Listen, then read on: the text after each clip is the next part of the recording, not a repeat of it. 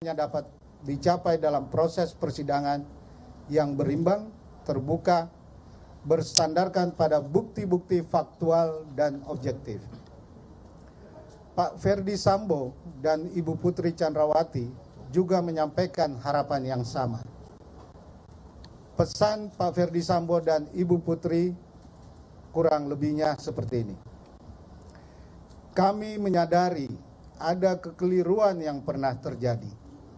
Apa yang kami lakukan akan kami akui secara terbuka di persidangan. Harapan kami hanya sederhana. Semoga proses hukum berjalan secara objektif dan berkeadilan. Rekan-rekan media yang sangat saya hormati. Demikian pembukaan saya. Kami dari tim kuasa hukum juga berharap kita semua sama-sama menghormati lembaga peradilan yang akan berjalan. Sehingga kita perlu sama-sama menjaga agar tidak membuat peradilan yang di luar peradilan.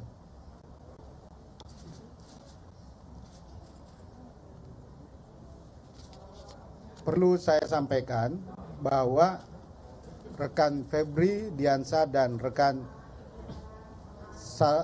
Rasa Mala Aritonang, rekan Febri Diansyah adalah kuasa hukum Ibu Putri Chandrawati dan rekan Rasa Mala Aritonang adalah kuasa hukum Pak Ferdi Sambo. Saya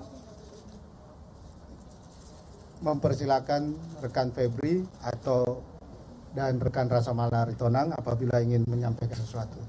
Demikian rekan-rekan media, terima kasih.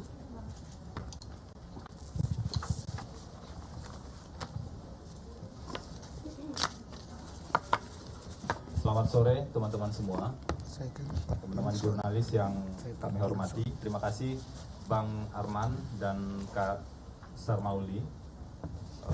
Tidak berlebihan rasanya kalau saya menyampaikan kembali ucapan terima kasih kami pada teman-teman jurnalis yang terus-menerus berupaya untuk mengawal kasus ini. Kenapa ini penting? Karena kasus ini melibatkan perhatian publik yang sangat luas, sehingga penyampaian informasi yang kontinu dan benar itu menjadi salah satu bentuk keberhasilan dalam menjaga sebuah proses hukum agar bisa objektif dan adil. Dan dalam konteks itulah saya dan Rasa Mala Aritonang nanti mungkin akan menjelaskan juga, dalam konteks aspek objektif itulah kami akhirnya menerima ajakan untuk masuk dalam tim kuasa hukum tersebut. Saya sampaikan beberapa hal, karena konferensi pers ini adalah pembuka bagi saya. Artinya kita akan banyak interaksi nantinya untuk menyampaikan perkembangan lebih lanjut pendampingan hukum dalam perkara ini. Maka mohon berkenan saya akan menyampaikan beberapa hal-hal pokok terlebih dahulu. Kalaupun ada substansi perkara yang disampaikan, dari awal ingin saya sampaikan bahwa hal tersebut lebih pada sebagai bentuk penjelasan dan akuntabilitas pada publik, bukan dalam konteks mendahului proses persidangan. Karena tadi juga sudah disampaikan, proses persidangan akan berjalan dalam waktu tidak terlalu lama lagi. Jaksa tadi dari Kejaksaan Agung juga sudah menyampaikan sudah ada berkas sudah lengkap dan tentu segera akan ada pelimpahan. Maka kita jaga proses persidangan itu secara objektif, dan tentu saja akan lebih bijak kalau kita tidak membuat persidangan di luar persidangan seperti itu. Perlu saya sampaikan bahwa sebagai advokat saya menerima permintaan menjadi kuasa hukum dan mendampingi hak tersangka dalam perkara ini secara objektif. Bahkan ketika saya dan Rasa Mala ketika bertemu dengan Ibu Putri secara langsung, sebelum Ibu Putri menandatangani surat kuasa, saya telah menyampaikan secara terang bahwa pendampingan hukum yang akan dilakukan bersama tim, tentu saja yang mendampingi nanti adalah tim secara keseluruhan yang juga sudah bekerja sejak awal, adalah pendampingan hukum yang secara objektif, tidak membabi buta, tidak menyalahkan yang benar, dan tidak membenarkan yang salah.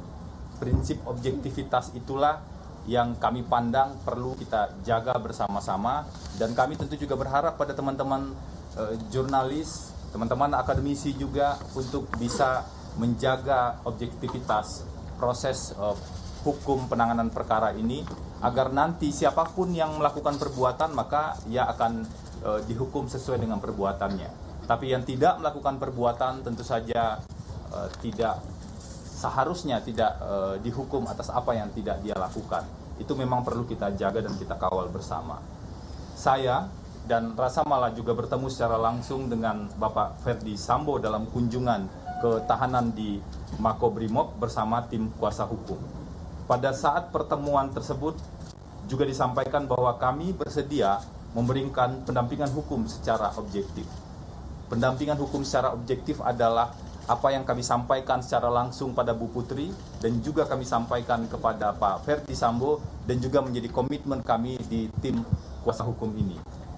Saat itu Pak Ferdi Sambo menyanggupi dan bahkan menegaskan bahwa ia mengakui sejumlah perbuatan yang dilakukannya dan siap mempertanggungjawabkannya dalam proses hukum yang objektif dan berimbang tersebut. Bahkan seperti yang disampaikan oleh Bang Arman tadi, ada satu bagian yang disampaikan langsung oleh Pak Ferdi Sambo pada saat itu, bahwa Pak Ferdi Sambo menyesali berada dalam kondisi yang sangat emosional pada saat itu. Jadi poin-poin ini saya pikir ada baiknya kami bagi dengan teman-teman semua, teman-teman jurnalis, agar kita mendapatkan informasi yang lebih relevan, setidaknya dari sumber tim kuasa hukum kami. Sebagai bentuk keseriusan, jadi kami tidak hanya bicara bahwa kami akan mendampingi secara objektif, sebagai bentuk keseriusan untuk membuktikan pendampingan hukum ini dilakukan secara objektif, kami telah melakukan sejumlah hal. Jadi bukan hanya menyampaikan pendampingan hukum ini dilakukan secara objektif, tapi kami lakukan beberapa hal. Pertama, kami mendatangi dan melakukan rekonstruksi di rumah Magelang. Jadi kami mendatangi rumah Magelang dan kemudian melihat bagaimana situasi persis dari rumah Magelang yang ketika kalau dibandingkan misalnya dengan tempat lain mungkin tidak cukup relevan.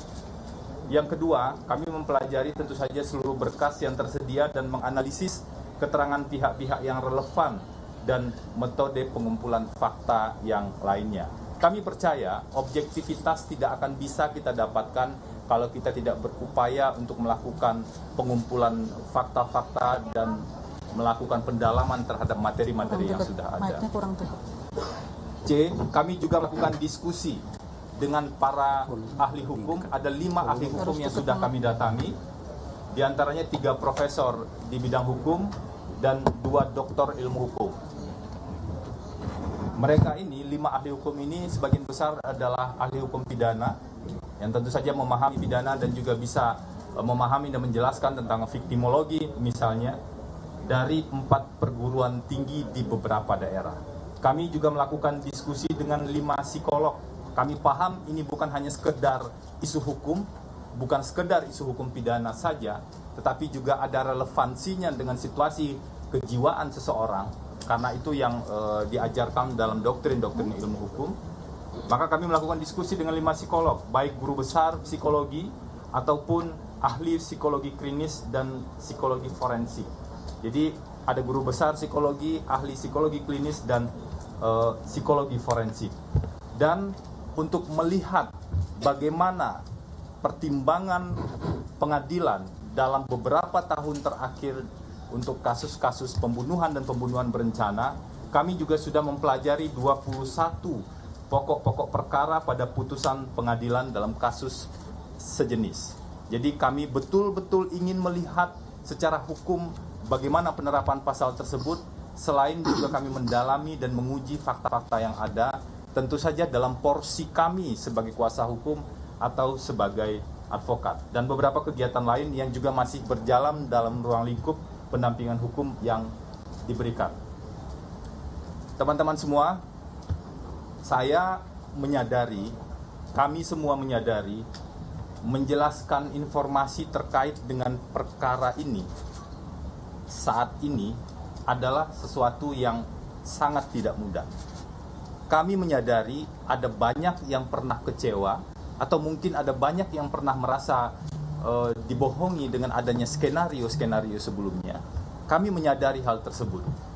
Namun dalam konteks niat kami seperti yang kami sampaikan dalam konferensi pers ini, yang kami harapkan adalah ada fakta-fakta yang diungkap secara berimbang, ada analisis-analisis yang didasarkan pada fakta-fakta.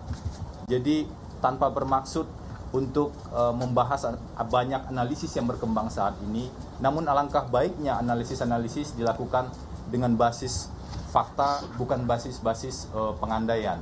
Semoga itu bisa berkontribusi untuk menjaga proses hukum ini agar lebih objektif ke depan. Dan kami tentu tetap berharap masyarakat berkenan menerima meskipun sedikit penjelasan yang kami sampaikan nantinya, dan tentu harapannya dalam proses persidangan majelis hakim dapat memeriksa, mengadili dan memutus secara objektif berdasarkan bukti yang ada. Kami ketika perkara sudah masuk ke persidangan, tentu saja kita semua perlu mempercayakan proses dan hingga keputusannya pada majelis hakim. Sebelum saya serahkan pada rekan saya Rasamala Aritonang, izinkan saya menyampaikan satu hal. Dalam sebuah proses hukum peradilan pidana, keseimbangan kesempatan dalam pengujian bukti-bukti yang diajukan jaksa ataupun penasihat hukum adalah bagian penting yang wajib dilakukan. Keseimbangan proses pembuktian dari bukti yang diajukan oleh jaksa dan juga penasihat hukum. Berikutnya kita semua akan menyerahkan pada majelis hakim yang mulia agar bisa memutus secara objektif dan seadil-adilnya. Sehingga juga menjadi tugas kami sebagai advokat untuk membantu dengan porsi dan kontribusi kami sebagai advokat untuk menemukan kebenaran dalam proses hukum yang berjalan. Berikutnya saya persilakan pada Rasamala. Selamat sore rekan-rekan sekalian. Terima kasih kehadirannya. Saya pikir sudah panjang lebar disampaikan oleh Bang Arman juga oleh Febri Diansyah. Jadi saya tidak terlalu panjang lebar. Pada intinya memang seperti tadi disampaikan, kasus ini memang mendapat sorotan publik dan jadi tantangan besar untuk kita semua untuk mengungkapkan apa yang benar nanti di persidangan. Jangan lupa teman-teman sekalian bahwa dari 5 terdakwa, bukan hanya, 5 tersangka, bukan hanya Pak Ferdi Sambo yang diancam dengan hukuman yang sangat serius, yaitu 340, hukuman berencana dengan ancaman hukuman mati, tetapi juga tersangka yang lain kecuali Richard. Untuk itu memang karena ancamannya cukup serius, maka penting sekali untuk menjalani proses pemeriksaan ini dengan berhati-hati agar jangan sampai ada kekeliruan. Itu yang pertama. Yang kedua, itu semua kita mengawasi proses ini, baik media. Belum tadi juga sempat disampaikan rilis bahwa dari Komisi Kejaksaan, kalau saya tidak salah, juga menyoroti dan sudah menyiapkan khusus untuk mengawasi mensupervisi jalannya pengadilan ini. Jadi harapannya memang kita bisa meyakini proses pengadilan nanti yang berjalan bisa berjalan dengan fair, imparsial dan objektif seperti disampaikan oleh Febri Diansyah. Kami berharap bahwa tidak ada lagi nanti pretensi-pretensi lain. Jadi tidak ada jalan lain, memang ini perkara sudah P21 akan diserahkan ke pengadilan. Di pengadilan nanti pembuktian yang akan disampaikan sesuai dengan fakta-fakta persidangan dari masing-masing pihak. Jaksa tentu akan menyampaikan tuntutannya untuk membuktikan semua dakwaan dan tuntutannya. Demikian pula penasihat hukum akan menyampaikan pembelaannya, juga nanti terdakwa sendiri juga menyampaikan pembelaannya.